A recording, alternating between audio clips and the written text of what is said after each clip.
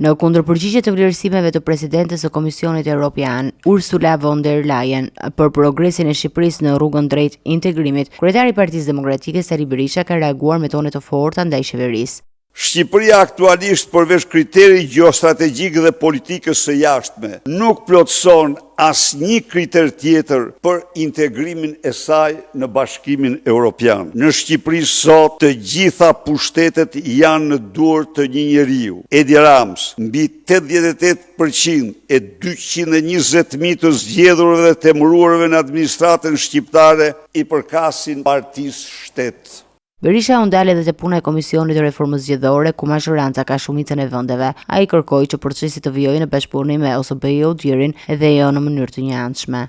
Nuk mund të ketë reformë zgjedhore pa praninë e Odirit. Do ftohet Odiri, do dërgohet ftesë Odirit, do dërgojë pasi të pranojë ftesën Odiri, duhet një ftesë nga të dy palët ose të gjitha palët, nga pozita dhe opozita, dhe natyrisht me praninë e Odirit ne jemi të gatshëm të shqyrtojmë një nga një të gjitha rekomandimet e misioneve të vëzhgimit të cilat nga 2013 gjërë sot nuk janë marrë parasysh.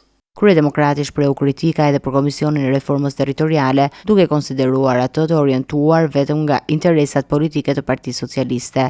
Edi Rama ka ndërmend faktikisht të pjestoj me disa herë fuqinë e votës qytetarëve shqiptarë, të largoj pushtetin prej tyre dhe t'i katandis nga 62 në mos gabojnë në 28 apo 30 bashki dhe komuna.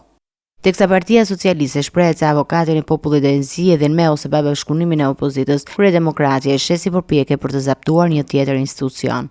Ky është Edi Rama i pangopur, do të ketë çdo pushtet në duart e tij. Por të jeti sigurt se s'do na imponoj kur të votojmë kandidat që nuk meritojnë. Ndërsa komentet për zgjedhjet në Kosovë, Berisha i cilësoi ato si një leksion demokracie për Shqipërinë, duke theksuar se proceset zgjedhore në vendin tonë duhet të garantojnë liri dhe transparencë të plotë. Kosova dha një leksion të madh për Tiranën, për Beogradin dhe për të gjitha autokracitë e rajonit.